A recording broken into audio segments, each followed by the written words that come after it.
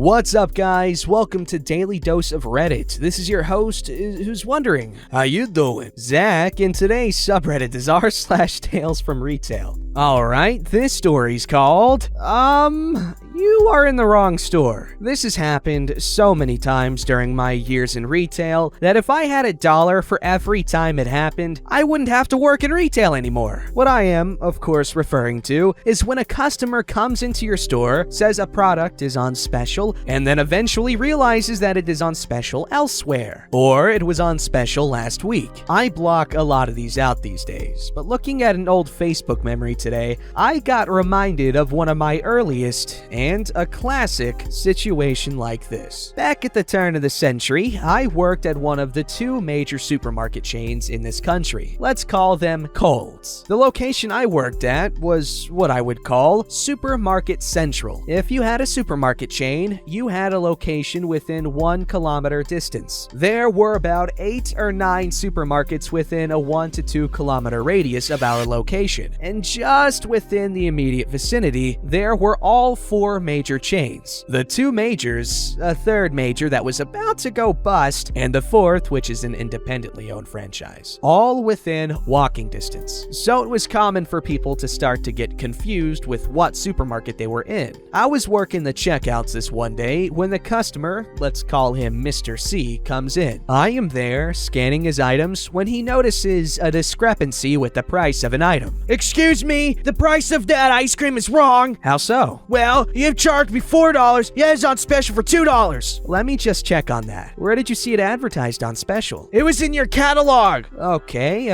let me just have a look. I then browse the catalog and find no mention of the ice cream being on special. I'm sorry, sir, but it is not in the catalog. Yes, it is. Sorry, sir, but I have just looked through the entire catalog, and it is not in there. Give it to me. Mr. C grabs the catalog out of my hands and then proceeds to look through it. He then looks through it a second time and then throws it down. It's the wrong catalog. Why have you shown me the wrong catalog? I want to speak to the supervisor. Excuse me, sir, but this is the correct catalog. If you have a look at the front page of the catalog, you'll see the dates that the specials are on for. Don't give me any of this nonsense. Leave all my stuff here. I'm going home to get the catalog that you guys put in my mailbox to show you what the specials are. Okay, sir. Mr. C left and I did a deferred sale, even though I was not expecting him to come back. Amazingly, 30 minutes later, he did, and he came straight to my checkout trying to interrupt my sale. See, I told you. Excuse me, sir, do you mind waiting while I serve this customer? No, you pay attention to me, and now. I say to the customer in my checkout, I'll just be a second. To Mr. C, fine, show me. Mr. C proceeds to open the catalog straight to where the ice cream is on special, but I had already noticed 3 things wrong with it, so was going to bring each of them up one at a time. Firstly, sir, the ice cream that is on special may be the same brand that you're trying to purchase, but it is the wrong size. What do you mean? Well, the one you're trying to purchase is a 2-liter tub of ice cream. The one on special is the 1-liter tub. I don't care. Still give me the special. Well, if I was to still give you the special, it would be the same sort of special as there is of the 1-liter tub, which would mean that you would actually be paying more. This is just flagrant misadvertising. Secondly, look at the dates of the special. This was last week's catalog. I didn't know of this special last week. You should keep them running for longer. And finally, I would like you to look at the store sign above you. Okay, and? And now look at the logo on the front of the catalog. And? Now compare the two. Are they the same? Mr. C at this point has become very quiet and quickly scurried out of there. This guy took 2 whole trips for a tub of ice cream to save $2, and it wasn't even the right store. What a chump.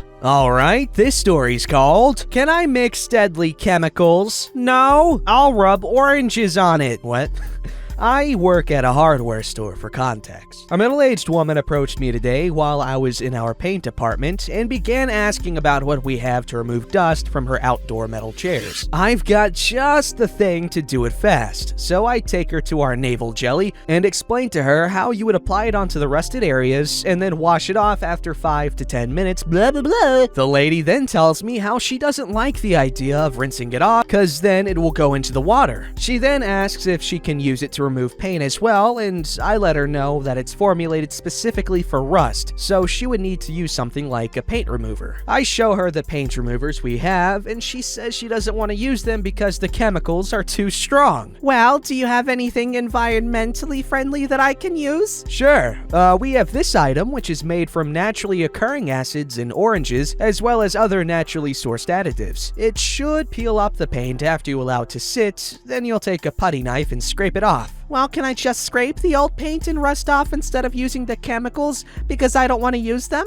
For the paint, you could try to just scrape it off, and the rust could probably be sanded down to the bare metal, but that's a lot more work. Well, what does bare metal look like? Because I've already tried sanding it off. Depending on what kind of metal it is, it could be a light or dark silver color, and it will probably look rather dull. Oh, okay. Is there a tool I can use to scrape it off? You could use a putty knife or sandpaper. No, I mean like a power tool. Well, they have sanders that are in power tool variants. Oh, I don't want to sand it though. Are you sure there isn't anything else to remove the rust that's safer so I won't have to rinse it off? For the tight spaces that you can't sand or scrape down to bare metal, you'll probably need to use something like this navel jelly to break down the rust. Oh, well, I just really don't want to rinse it off because then it will get in the water, that will be recycled and cleaned, and we'll be drinking it, and I don't want children drinking that. I know it really sucks, but other than this, you'd have to look online for home remedies to remove it. Well, I tried that and used vinegar, but it didn't clean it, and I just can't find anything that works.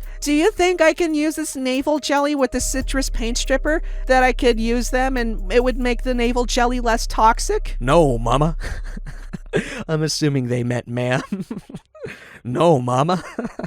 No, ma'am. And you'll definitely not want to mix any of these cleaning products as it could cause a chemical reaction. But the citrus one is organic. It should be fine. Even though it's sourced from more natural items like oranges, it still has enough chemicals to peel off paint. And mixing that with navel jelly could be very dangerous. Oh, okay. Well, maybe if I just buy oranges and rub them on the chair, it'll get the paint off? I'm just gonna keep looking. Okay, have a good night and good luck with your project. She then stood there for about 15 more minutes before consulting another employee and leaving afterwards with the navel jelly and the citrus cleaner. I really hope she didn't bring them home and mix them up expecting one to cancel out the chemicals in the other. Sometimes I'm in awe of how customers think. Sorry if this was boring. I just thought it was so absurd I needed to share. Oh no. Who let this woman into adulthood? This story's called You Are Not Important. This is just something that happened to me before the quarantine in my country. English is not my native language, so sorry if there's any error. This is about the occasion I told a client about a secret of the industry. An employee is more important than one customer. For context, by that time, I was sleep deprived. My neighbors threw a big party, and even after the cops asked them to turn the music down, they didn't stop until 5 a.m. So yes, I was pissed off. I work in the deli section of a supermarket, and before you can start doing your work and serve customers, you need to do some chores you can't ignore or do later. That's the rule. So I went in the section, and my coworker was serving the customers while I was out doing chores, like checking the books and the inventory, putting a stamp and signs, etc. She wasn't really busy. Just a couple of people in the line. I heard a finger snapping and Hey, you! I took a deep breath because if there is something that I hate, it's that and whistles from clients. I turned my head and asked the woman, "Yes, ma'am?" I won 500 grams of this. Pointing at something I didn't care about. "Sorry, but I can't serve you yet. My partner can attend you in a minute." I asked you to do it. "Ma'am, I can't until I fill these books. Wait a minute and my partner will do it." No, I can't wait. You're free, so do your job and give me my ham. "Sorry, miss, I can't until I end this. That's the market rule." By this time, my companion was just enjoying the show and serving another customer who arrived after Karen because she was too busy asking me to service her instead of waiting a little. Are you refusing to do your work and serve me? "No, I'm telling you I can't do it, but my coworker can." Oh, but I don't want her to serve me. I want you to get up off your lazy ass and serve me. I realized by this point she was just feeding her ego or something,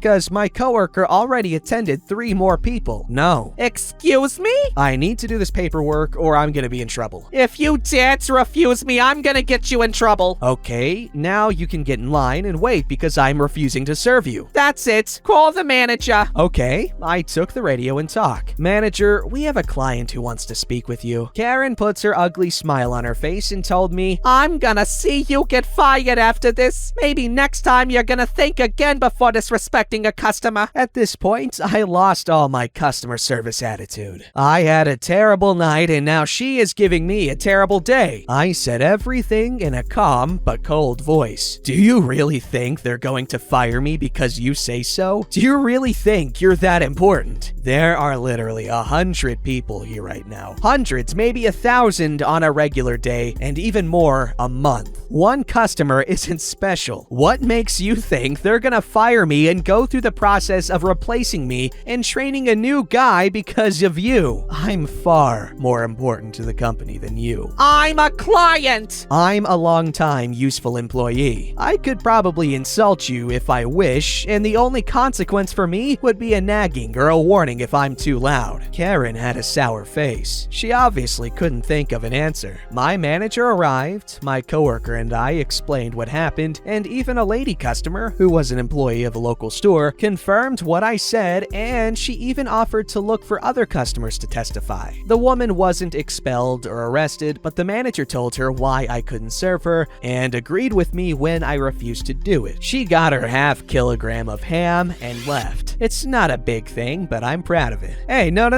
this is a big thing, okay?